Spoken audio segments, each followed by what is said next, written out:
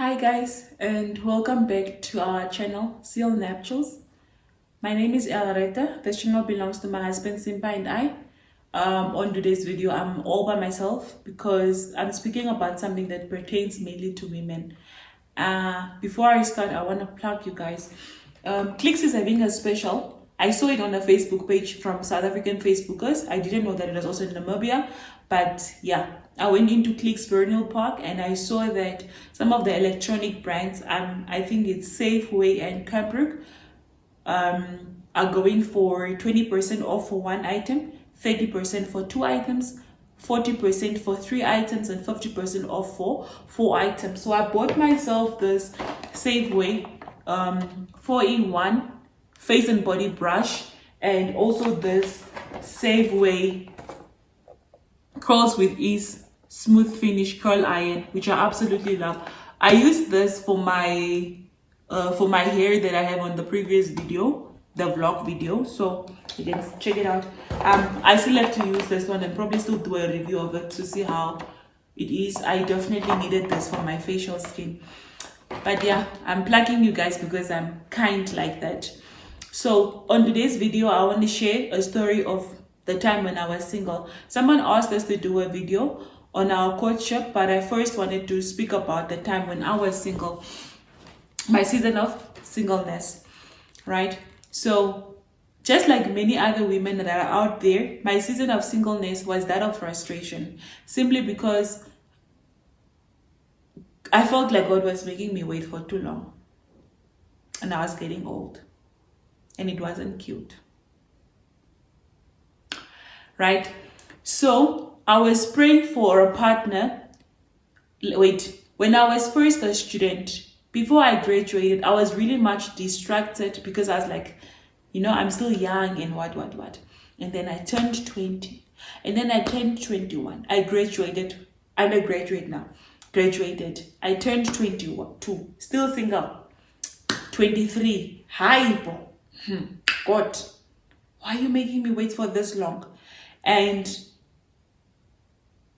23 after there, I was just like, wait, okay. So now it's just me and my studies. And that is when I was now deliberate about praying for a partner, right? And this other man started pursuing me, and it felt like a legitimate relationship, but the Holy Spirit clearly warned me to not enter that relationship. Top girl was like, now she's done studying and so Top girl was now ready to mingle because she's now done pursuing her studies. And that relationship was like the worst thing I've ever done in my life. I came out of it very much broken and crushed. I don't even want to talk about it. It was really bad. That is when I realized that I've been going outside of God's will to try get what I'm praying for. I watch a lot of motivational speakers now, and one of the sermons I watched from Priscilla Shirer, she was sharing on a little niece of hers where the little girl was getting out of a feeding chair, going to the fridge, pointing at a lunchbox to say eat. The father would pick her up, put her back in the feeding chair, but she would still get out and go to the fridge and go and point at that lunchbox to say, eat. The father would pick her up and put her back in the chair. And the process went on and on and on. I was like that little girl. She did not understand the fact that she needed to be positioned to receive what she's asking for. I was like that little girl, not understanding that I needed to be in a specific position so that God can grant me what I'm asking for. Just imagine being in a relationship and the pictures are all over social media, and the person that would have pursued you intentionally, according to God's will for your life, is now also just discouraged and probably waiting for you to finish doing what you are busy with. And I think that might have been the case for me. And the Holy Spirit also kept on reminding me that my husband wasn't someone that I was going to go meet. It's someone that I already met. Having heard that, I was like, okay, wait. Is it this person? Is it that person? Is it this person? Now I'm just I'm not really asking people out, but I'm also just now, like, I wasn't really asking people out, but I was just like checking around, like, I don't know. I'd have random crushes and stuff like that. And I felt like even during the season of singleness, when you're in a relationship and you're posting pictures all over social media and stuff, your potential person is probably already even seeing that you're in a relationship. Do you really think that they're gonna come? Like, whatever God has in place for you is not gonna find you in a place where you are now all messed up. How are you going to keep that thing? And after I got out of that relationship, I actually now made a deliberate decision to say, okay, Lord, please forgive me. I've gone outside of your will, and I do acknowledge. And the same eyes that saw everything, how I was being disobedient, are the same eyes that looked on me with so much love, and that is grace. And I remember at the end of the year, that year, 31st of December, I went for a crossover service. New Year's Eve, I went for a crossover service. And that day, I remember sitting in a corner in church on a carpet and telling God that I'm leaving everything else behind and I'm just going to wait on Him, specifically pertaining to my love life. Having to grow up rejected by one of my parents, I felt I didn't have, you don't really get to hear people telling you that they love you. Or at least it's not coming from where you are expecting it to come from. Having to hear people that you meet along the way tell you that, for me, felt like it was genuine, it was unconditional. When it was conditional and it wasn't genuine at the end of the day. So after everything else failed, I even wrote a piece, and in that piece I titled it that love will find you, and love will find you at God's time. That day I made a decision that whether I go get married one day or not, whether I get a child or not, God forbid I do want children, whether I'm a makoti or not, God is still God, and God knows what I need. God knows what's good for me. God's intentions for me are good, and I just need to wait for God. And now, during my waiting time, whatever I do matters. That is when I shifted my focus from being in a season of singleness to a season of preparation. Should my husband find me, how does he come and find me? Is he gonna come and find me still pursuing after the things that do not matter? Is he coming to find me still not having financial discipline? I don't know how to do ABCD. I don't know how to relate to people. So I shifted from my season of singleness and I moved it to my season of preparation.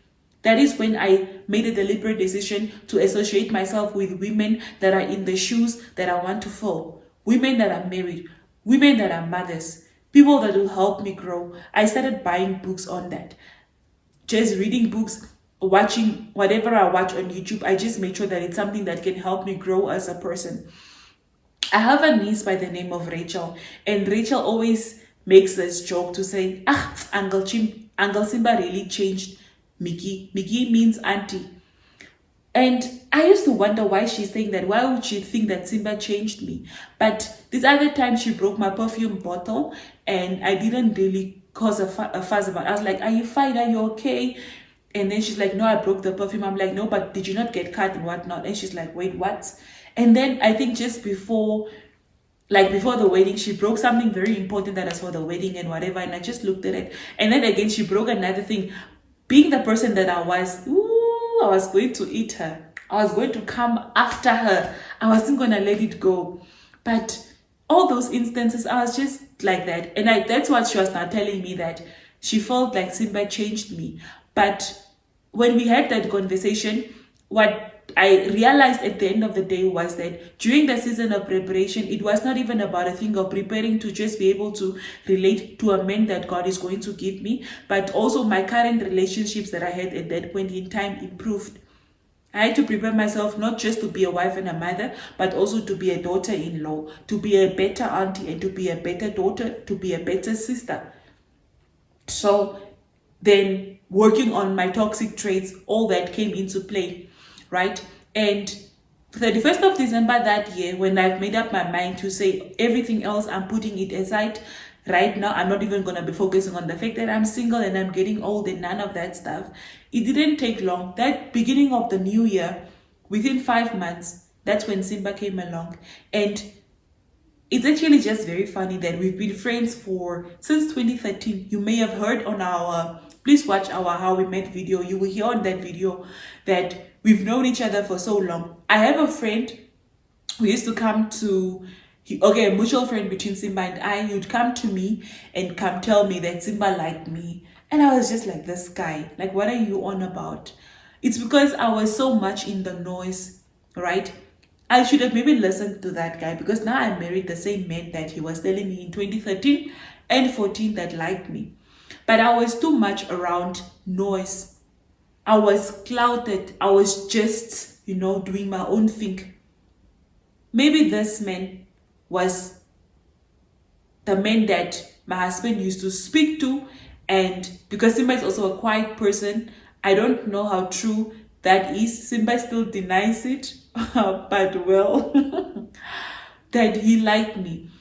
I needed to isolate myself to be able to hear what I needed to hear, to be able to see what I needed to see. I needed to change a season's focus. And I really thank God for, God's intentions for our life remains constant, despite the fact that we change as people and we do what we're not supposed to be doing. We go after things we're not supposed to be going after. God's intention, God's initial plan for your life, that thing that he put aside for you will never change, whether you are ready to receive it or not. And 5 months down the line, my husband came along. When Simba came along, I was not even confused. I didn't have to question to say, now God, is this the man from you? It was so clear as daylight. I didn't have to question anything. So when the right thing that you're praying for comes along, it will not come with confusion. It will not come with doubt. It will not come with tears, unless it's tears of joy. It will be so clear. You will know. You will know that it is from God. You will know. Lady, you will know, right? So yeah, that is when I shifted my focus to the season of preparation. Like what I was praying for, I was well positioned to receive it. And I want to just encourage young women that are out there. You may be 40 and single, you may be 38 and single, and you feel like what you're praying for is taking long. Love will find you, and at God's time. It may not even be a relationship. It might be something else that you're praying for. Be encouraged that God knows what you need and he will give it to you. So I hope this encourages someone, and I hope that you guys enjoyed watching this video. Please watch our previous videos as well, and like, comment, share, subscribe. Do the most, guys. Please do subscribe, and thank you for watching. Doodles.